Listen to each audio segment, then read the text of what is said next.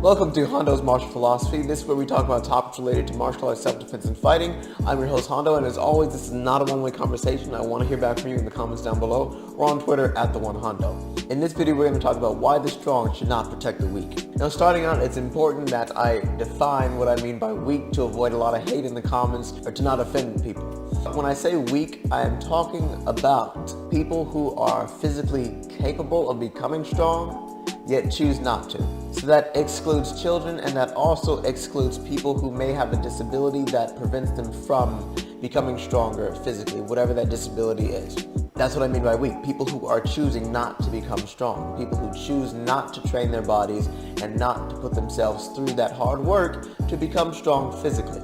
It's important to note here that it's a common myth, if you will, that women are inherently weak.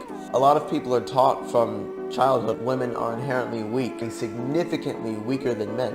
And that's what I was taught, but I questioned that, and I wanted to find out whether or not that was true. So I looked into it a little bit. I did some research into anatomy and physiology to see whether or not women were actually naturally weaker than men. If you go to the gym, you'll see women in there working out, lifting weights, but they usually pick up like 5-pounders or 10-pounders, where the guys are all picking up like 50s and 70s. And so that's a significant difference. So I was actually wondering, and the women that I see at the gym who pick up like 5 and 10-pounders, they're the ones that are choosing to work out versus the women that don't. And it turns out that there have been experiments and scientists and people way smarter than me looking into that as well. They found out that women are actually only 30% less strong than men. That's not including lifestyle choices. That's based on pure physiology. Now, if this was an essay, I'd cite my sources. But if you're really interested into it, you can look it up yourself. Having learned that really doesn't become a problem at all when it comes to fighting. That doesn't become a problem at all when it comes to self-defense. After I found that out, I wanted to see for myself, so I Googled women bench pressing. And then I found several women, young women, and some teenagers bench pressing like 200 pounds. Most guys can't do that. Yes, it's true that if a man and woman were to both work out and were to both have the same lifestyle, the man would be stronger than the woman, but the woman would still be very strong. And when it comes to fighting, once again, that's not a problem. There isn't much of a difference when it comes to performing in a fight. Just because there's a 30% difference in strength does not mean that the one who has 30% more strength has an advantage in a fight. If a dude can lift up a 100-pound dumbbell, a woman can lift up a 70-pound dumbbell, it doesn't make much of a difference. They can both knock somebody out.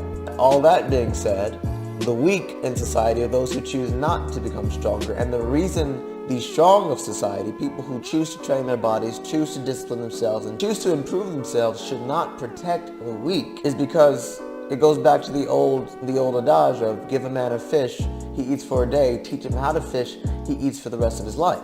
The responsibility of the strong should not be to protect the weak, but it should be to make them stronger. It should be to encourage them to find their own strength, their own power, physically and in other aspects of their life as well.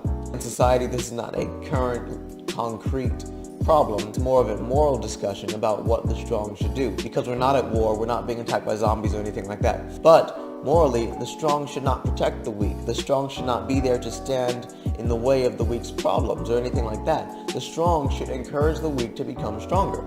And once again, I want to mention that I'm talking about people who can become stronger but choose not to. Somebody strong should not always be there, and it's not their responsibility to protect individuals who potentially could protect themselves. Do you agree with me? Do you disagree with me?